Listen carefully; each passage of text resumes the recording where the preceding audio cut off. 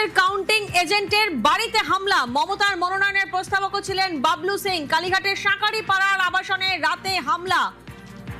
অমিত প্রতিনিধি আমাদের সঙ্গে রয়েছেন। অমিত, ঠিক কি ঘটনা ঘটেছে?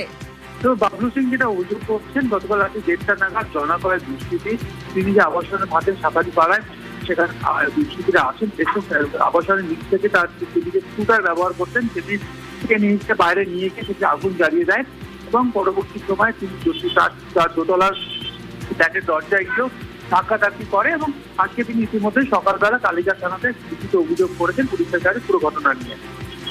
বেশ, প্রথমে তো দরওয়ানকে গালাগালি দিয়ে সব গেটের চাবি খুলিয়েছে। স্কুটারটা প্রথমে তো এখানে ফেলে দিয়েছিলাম, আমরা উপর থেকে দেখছি এখানে ফেলে দিয়ে ওপরে উঠেছে। দরজার মধ্যে লাথি ফাতি মারছে, ধাক্কা মারছে, গালাগালি দিচ্ছে, বেরিয়ে যায়, আপনার বৌদিকে গালাগালি যাচ্ছে তাই ভাবে, শাঁখা সিঁদুর ভেঙে দেবো, এ করবো ও করবো, এইসবই বলছে। প্রায় 50-60 জন এসেছিল। এসে স্কুটারটা বাড়ি নিয়ে গিয়ে দেখছেন পুরো রাত ভোর জ্বালিয়েছে স্কুটার, কোনো চিহ্ন রাখিনি। রাত ভোর কালকে তাণ্ডব করেছে। পুলিশকে আমি অনলাইনে কমপ্লেন করেছি, কালীঘাট থানা, লালবাজার দুটোতেই কমপ্লেন করেছি আমি।